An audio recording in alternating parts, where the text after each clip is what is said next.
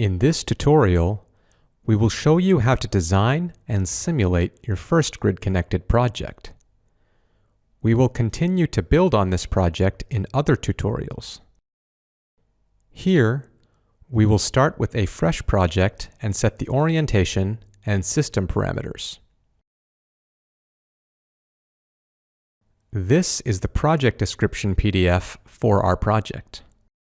In this tutorial, we will focus on the system description here. Begin by creating a new project. To start, you have to give a name to your project. You then need to define the location of your project. You can either choose a site from the database, which holds around 2,500 sites, or define a new site anywhere on the globe by choosing it on a map. We will be using Geneva Cointrin as our site. We can double-check to make sure that the latitude and longitude numbers are correct by opening the site file. Next, we have to define the weather data, or meteo file. If a meteo file is present in the vicinity, it will be suggested. Otherwise, it will be constructed from the site monthly data when saving the project. In our case, we can select the predefined meteo file. When the project is ready, you will be prompted to save it. The Save dialog shows the description, which is the name of the project. It asks for a file name. You should keep the file name rather simple, as it will be used as a common label for all the variants in the project. We will use tutorial project. Now we have to define our first variant. Note the central blue panel.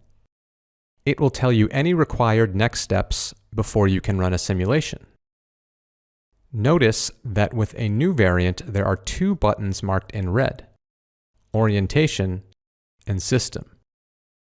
When a button is marked red, it means that this variant of the project is not yet ready for the simulation. Additional input is required in that particular element. Whenever you define a variant, you need to give it a significant name. Here we will use My First Simulation. Now let's define the orientation.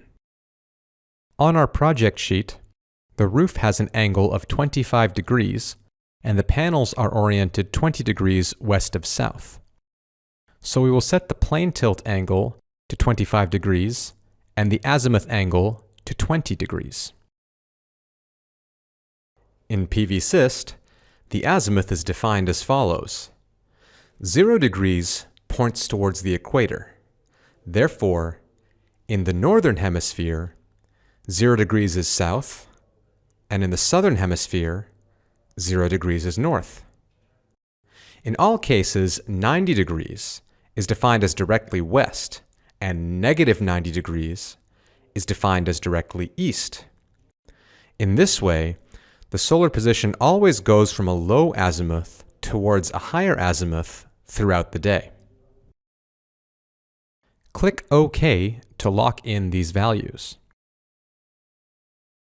Now the orientation LED is set to green.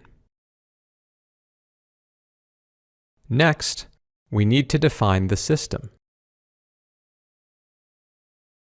You may define the desired PV power or the available area. It is not mandatory to define a value here, but this will simplify your first approach, as this will allow PVSYST to propose a suitable configuration. We will set the available area for positioning the PV modules. From the project sheet, we can see that the active area is 3.3 meters by 15 meters. So we can set the area to 50 square meters. Now you have to choose a PV module in the database. We will use a generic 300 watt peak panel. We also have to choose an inverter. PVsyst suggests the suited inverter power. We will use a 7.5 kilowatt inverter.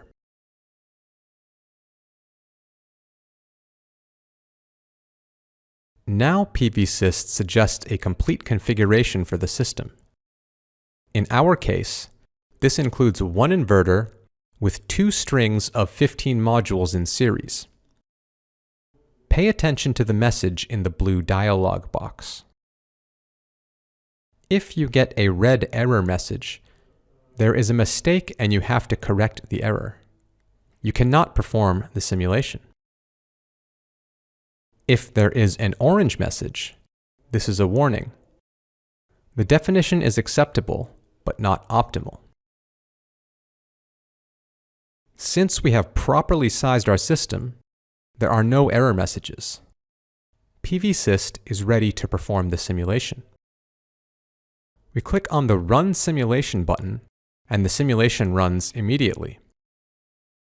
This dialog shows a small summary of the simulation parameters and its results. All of the information about the simulation parameters and results are gathered in the report. We will go through the report of our system now. Note that if you add complexity and more components to a given variant, the report may show additional graphs, diagrams, and data. Another tutorial will show you everything about the report in more detail, including ways to customize the contents of the report. Here we can look at some key pages of the report. First, there is a cover page. The second page shows some high-level summaries of the project, system, and results of the simulation variant. The fourth page shows the main results. The graphs at the top show you the normalized production of the system and the performance ratio over the year. The normalized production shows collection and system losses as well as the useful energy produced per kilowatt peak of installed PV modules. This is paired with a graph of the performance ratio for each month of the simulation. A table showing the balances and main results for each month, as well as the whole year, is also given. Page 5 presents a Sankey diagram of all the energy fluxes to represent all of the losses in the PV system. This is a powerful indicator of the quality of your system and will immediately allow you to identify sizing errors, if any. There is another tutorial that exclusively covers the loss diagram, as it is the main result of a simulation in PVsyst. We can export our report in various ways, such as a PDF or printing directly. If we click on the Export button, then we can see many options on simulation results that can be copied to the clipboard. This should be used when comparing several simulations, but you can also export it as an image in the clipboard for viewing in another piece of software.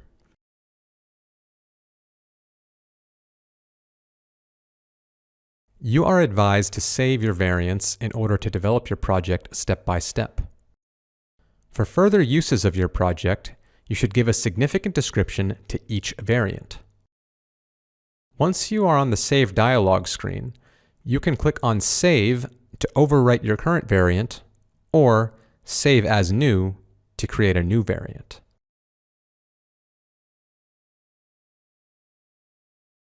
This tutorial went through creating a simple first simulation. Keep this project and variant saved for future tutorials where we will build upon this project.